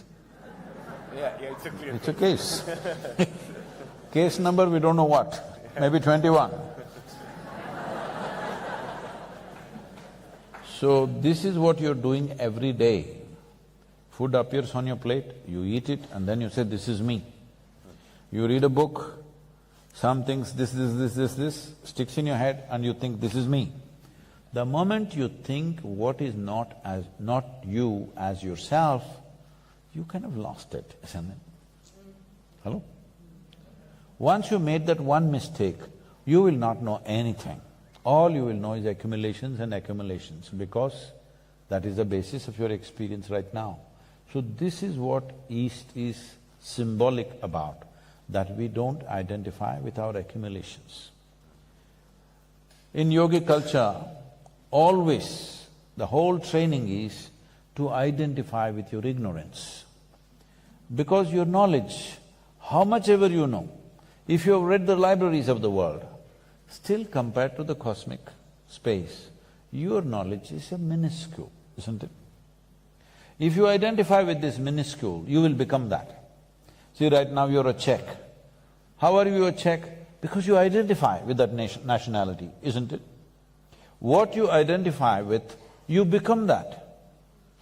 So if you identify with a minuscule knowledge, you will become that minuscule knowledge. Somebody else who is far more ignorant than you, in front of him you are a smart guy, but otherwise it means nothing.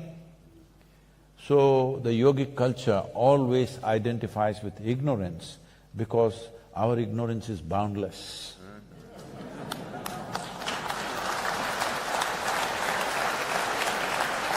So, what you're referring to as consciousness is that boundless ignorance handled joyfully is consciousness.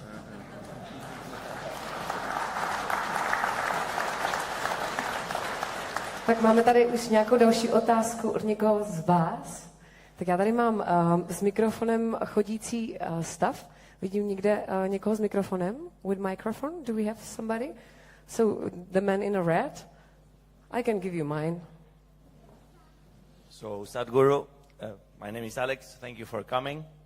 And And so I do the Isha Kriya many mornings, so I see you and hear you a lot. And I was surprised that most people that I've talked to do the Isha Kriya, which is quite amazing. Can anyone raise their hand if they do the Isha Kriya? It's okay. Which is quite a lot. Question time. Yeah, so in my meditation, sometimes I kind of arrived to an inner conclusion that we can really get to a point that we are thankful about even pain, because we are not even able to make one hair in a laboratory. So am I on the right track if I think that we can also be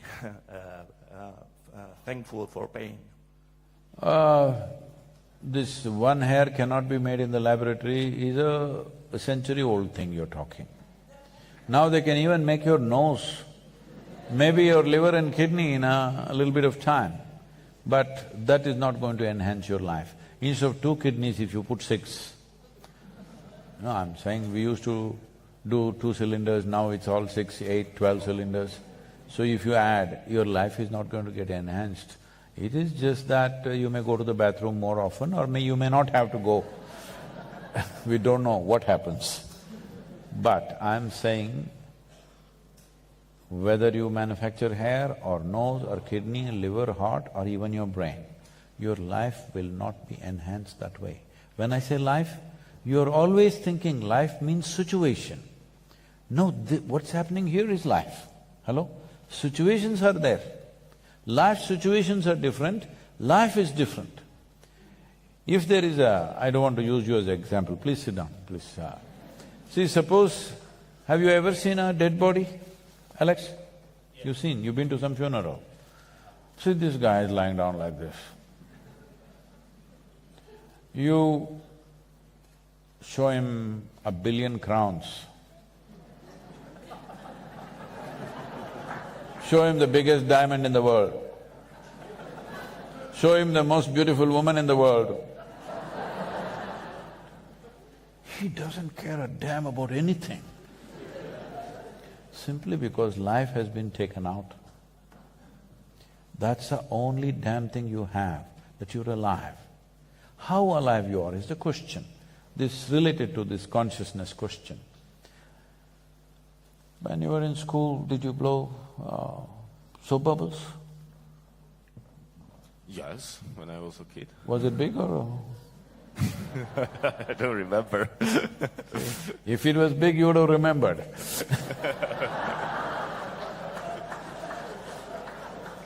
So, right now both of us will blow soap bubbles. Your bubble is like this, my bubble is like that. Now I said, that is my bubble. Big one is my bubble. Poop, it went. Then I don't say this is my air.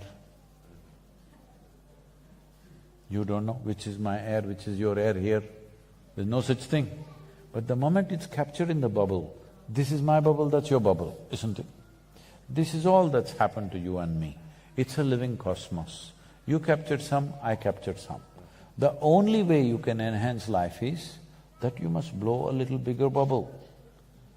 It is not by blowing up your bank balance or your size of your home or things that you have, all kinds of accumulations, including knowledge. You will not feel enhanced as a life. Only socially you will be enhanced. You must look at it this way, every one of you. Suppose you are the only person on this planet. Whatever you have, does it still mean something to you? This is the important thing you have to look at. You are the only person sitting on this planet right now. So, fine clothes, do they mean something to you? Lot of money, does it mean something to you? Your nose is like this and it's the most beautiful nose, does it mean something to you? I'm asking. No. The only thing that matters to you is you're alive and how alive. When I say how alive, you're not as alive all the time, isn't it? Different times. See this little child, you can't keep them down, they're too alive. All right? But slowly. Because, I'm sorry. If you don't like the answer, I'll stop. You want to dance? We'll come to that. So, there is… what East is known for is just this, ways to enhance this life. The life that you are itself is enhanced. If you sit here, not doing anything, you are a very enhanced life. Your experience of life is hugely enhanced. Only when that happens, you will learn to even come to ease. Otherwise you can't come to ease. When your idea of enhancement… if my idea of enhancement is being better than this guy, how can I come to ease? Cannot come to ease, isn't it? When you feel enhanced simply sitting here by your own nature, then you can come to ease, otherwise you cannot come to ease. If you do not even know what is to be at ease, how will you know what is to be peaceful? How will you ever know what it means to be blissful? Such things won't happen. Here and there some stimulation may cause some bliss, some ecstasy, some something, but that will not last, it is just a high and then a low, always. So, it is not about being joyful, it's not about peaceful. Even being joyful, peaceful, blissful is just an ambience for life. It is just that your own emotions should not become an impediment in your life so that this consciousness can function. Joy, peace, blissfulness are not the goals of life. It is an ambience that you need if you really want to make use of what human life is to its fullest possibility, because this human life, for what possibilities that it holds, the time that's given to you is too little. Too little. It's just not enough. You know you're all mortal, or are there some immortal people here? Hello? All mortal? You're immortal?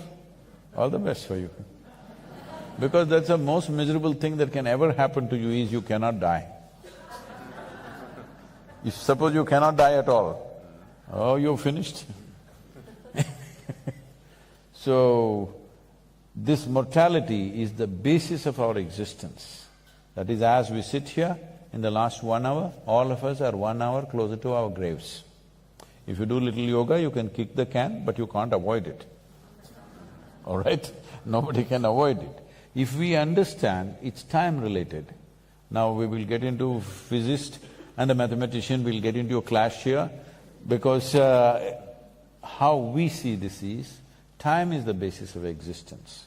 Space is a consequence of time. Now debate is between the two of you to fight, not me.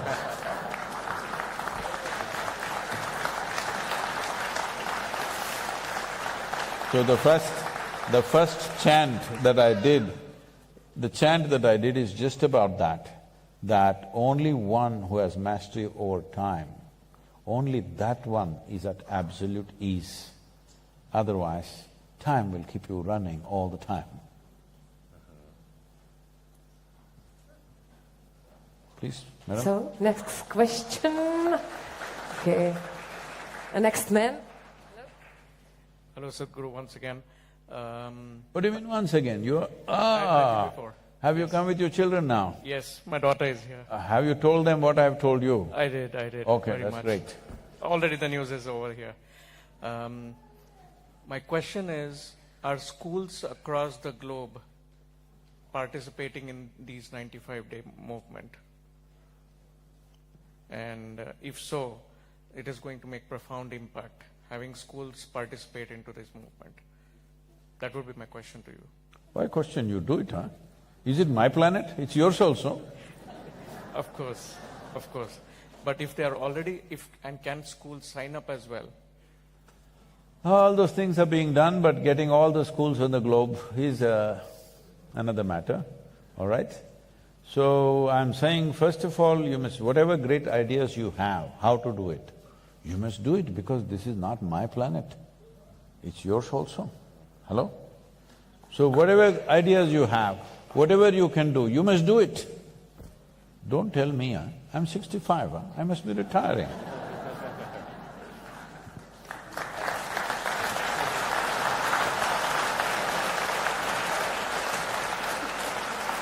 And you are making this absolutely amazing journey, and it's a big You must come inspiration. and see my come and see my motorcycle. You know, we got delayed. We got delayed because of some misplacement of keys and helmets and things like that, because we just came from Berlin, and as soon as we came, we went into two different events. And so it got misplaced and we couldn't find it. Then we got it late, we wanted to come here on time, so we broke a lot of rules in your city.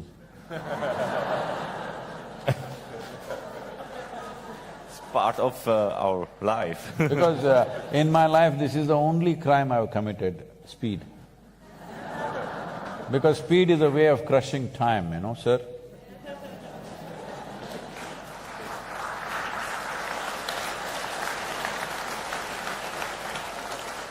Next question, somebody in behind. Volunteers are there with mics. Namaskaram, dear Sadhguruji. I'm so happy to see you, to hear you. You are my big inspiration. I'm Bharatanatyam dancer. I'm dancing for him. I have just one question, please, because I don't know if I will see you again. But anyway, it's such a blessing. Why do you say that, huh? Can you please can you please give me a blessing? Yes. Thank you. Thank you so much.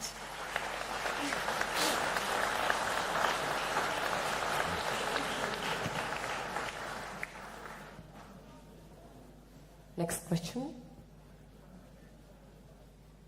Hello, can you hear me? Hello, Sadhguru.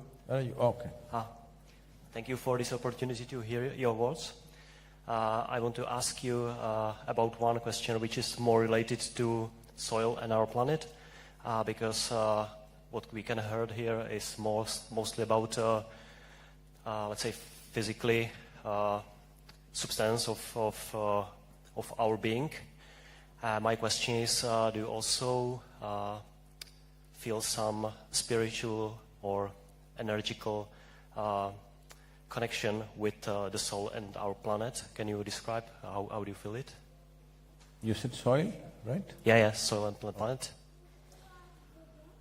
See, this universal… let them talk, it's okay, it's okay. Never stop sounds of joy.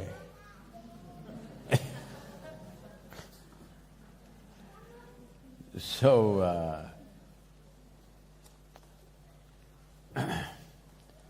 see, what we're talking about, consciousness, which is a limitless possibility, something that has no boundaries, in your mind it will not happen, okay? Because mind is a boundary by itself. You cannot think ever of something that is boundless, because thought is a boundary by itself. Because thought is springing from a certain amount of data that we hold, which is a collection, which is a memory. Memory, as we went through, is always a boundary. So, you cannot grasp it. You can be excited about the idea, but you can never grasp it with the intellectual mind, because that is not the nature of the intellectual mind. Intellectual mind is important to slice through things, to dissect, to glean things out of what is there, physical substances, not for consciousness. It's totally useless tool. It is like where you need a spanner, you use a screwdriver. Doesn't work, it's just like that. This is a tool made for a certain purpose, we have to use it for that. When we talk about soil, the important thing about soil is, it's as good as cosmos and consciousness, because as far as human experience goes, see, we've already gone through this, but let me repeat this. Our nationalities, our race, religion, caste, creed, gender, all kinds of divisions, we've found hundreds of ways in which we can be different.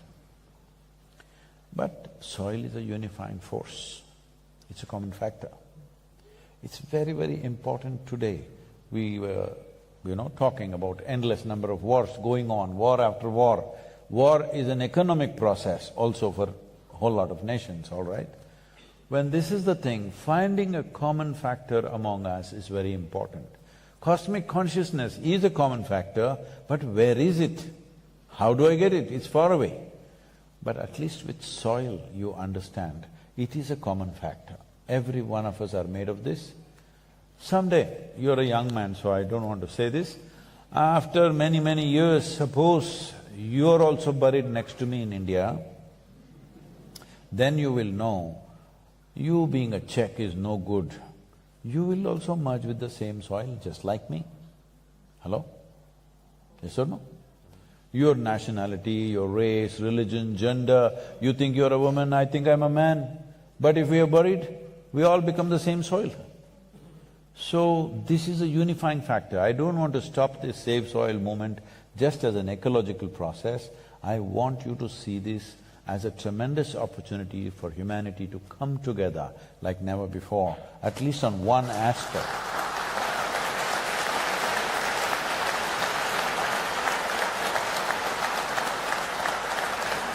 So we have a time for last short question. Short question or short answer? Last short question and answer. You must tell me. Yeah. So, somebody behind? Yeah, they decided. I got the mic, so. Where are Hello? you? I'm here. I'm Clara, here from Prague. And my question… Whoever is the quickest draw, they get it. Clara, where are you, Clara? Here. Okay. Nice to see you. 11 o'clock, yep. Short answer for a question. How do we take ourselves, the soil, life, seriously and lightly at the same time?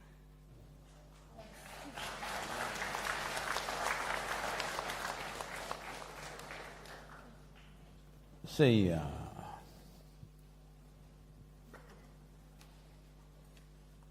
life is just an amalgamation of situations. All sorts of situations. Some situations we like, some situations we don't like, some situations are pleasant, some situations are unpleasant. But it's all situations. It is you who title it as a problem. A certain situation, you'll title it as a problem, you'll name it as a problem, it is your problem. What is a problem for you may not be a problem for somebody, isn't it? Any number of times you have seen what is a big problem for you, somebody seems to be enjoying that problem pretty well.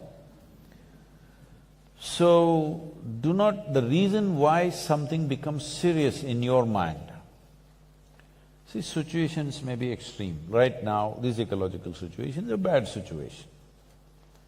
So if you go into a bad mood, will you solve the problem? So at any given time, if outside situations are not happening the way you want them to be, whether it is soil or war or home turf war, you know, whether it's between two nations or within the family or with the neighborhood, no matter what is happening, whatever the situation, if outside situations for some reason have become unpleasant, is it not extremely important you keep your inner situation very pleasant?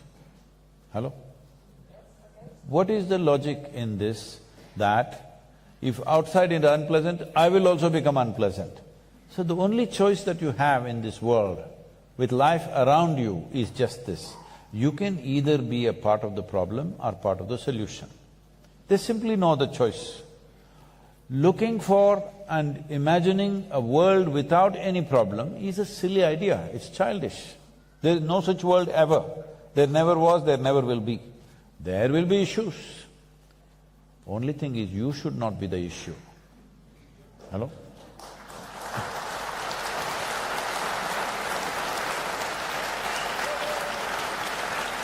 So, should I stop or? Yeah, 10 seconds. Okay. Okay, 1 minute. Okay. If you are not the issue, The issue that is around you, however complex that issue is, if you are not the issue, what can you do? You will do your best. In your life, if you do not do what you cannot do, there is no problem. If you do not do what you can do, you're a disaster. All right? Yes. So, I'm repeating this for you because when you get angry, agitated, dead serious, tense, whatever you want to call it, some nonsensical experience of life that you are having within yourself and you think there is something wrong with life, no. Your moods, your anxieties, your problems are essentially your intelligence turns against you. That's all it is. They're telling me there are 72 different types of mental ailments in the world. I'm telling you there's only one. That is, your intelligence is turned against you. Your sharp knife is poking you. This is the only problem you have. If you know how to hold your knife, you will use it the way you must use it. If you don't know how to hold it, you will poke yourself or you poke somebody. So, doesn't matter what is the situation, whatever the extreme situation it is, you being in a place where you are in a pleasant situation within yourself is most vital if you want to solve any problem in the world. Because if you become unpleasant, that means you're adding to the problem. You are nowhere going to be a solution. Right now, people's explanations will be, no, but I got angry and I got this done. Yes, you can propel yourself into action with anger, with hatred. Hate has propelled people into all kinds of action. Jealousy has propelled people into all kinds of action. But is that the way to do it? Love also can propel you into action. Compassion can propel you into action. Blissfulness can propel you into action because once you're blissful by your own nature, you are no more a vested interest in the world, you will simply do what's needed. When you're in pursuit of happiness, you cannot do what is needed because you have to squeeze joy from the world. But once you're joyful by your own nature, not because of something, now you will do simply what is needed. If all of us do what is needed to the best of our abilities, will this world find solutions for everything? Dámy a pánové, Sadhguru, Karel Janeček, vy. A ještě zde máme speciální poděkování. It's a special present for Sadhguru right now from our beautiful girls. For me too. Thank you, thank you, thank you, thank you. Wow. Thank you very much. Dámy a pánové, právě teď během tohoto večera zmizelo 2000 fotbalových hřišť úrodné půdy. Prosím, je ten správný okamžik na to, abyste pomohli šířit tuto zprávu. It's very important to share this message from our guru. And I think… Can I say something, ma'am? Yes, please. So I'm giving you a 6% discount. That it was 100 days, now it's only 94 days. 94 days. Don't think of me, don't worry about supporting me. You must talk soil in whichever way possible. All these phones that you're pointing at me, these are powerhouses. If you use them properly, one of you can reach the entire world. Yes or no? Yes. These 94 days that you have, save soil, let's make it happen.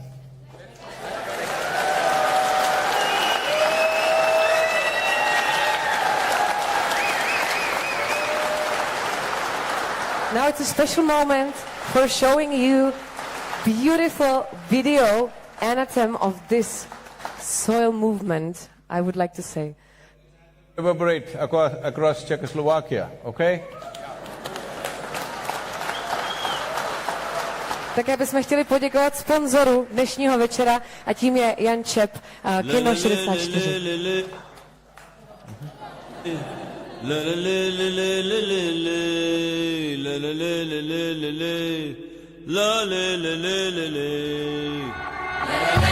This very body is soil. My body your body, everybody is just soil body.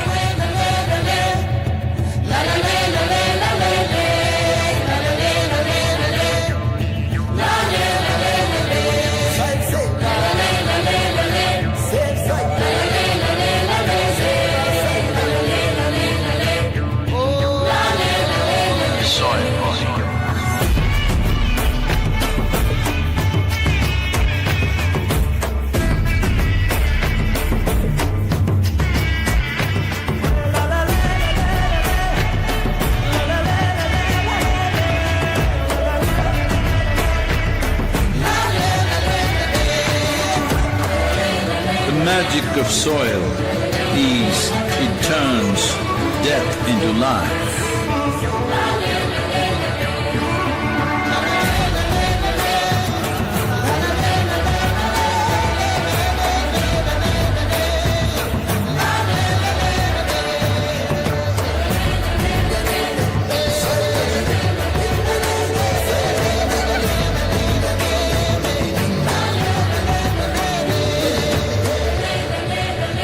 Depleted soils will not quench the fire of hunger.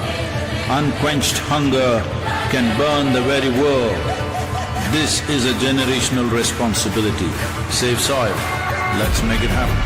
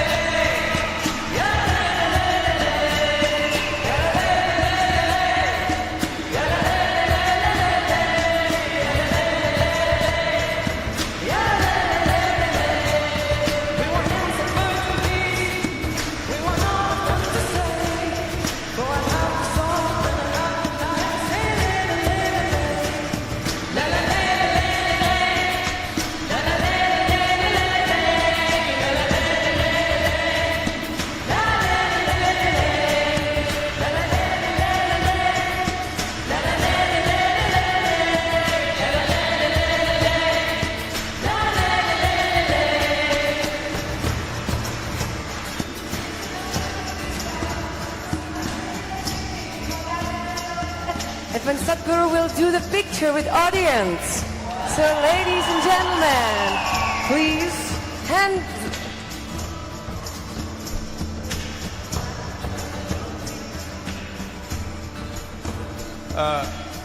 One thing I want all of you to know is already the Commonwealth nations, which account for 54 nations on the planet, amounting to 2.7 billion people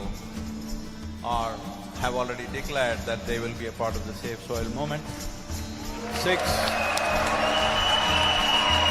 Six Caribbean nations have signed MOUs with us, another 8 are in the process.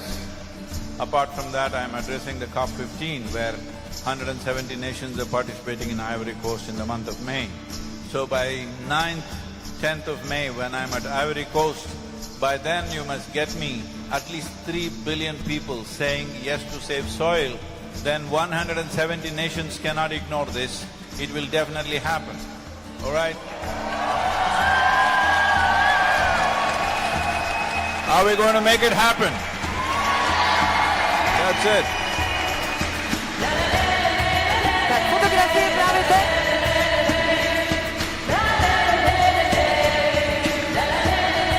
Tak ať to všichni vidí.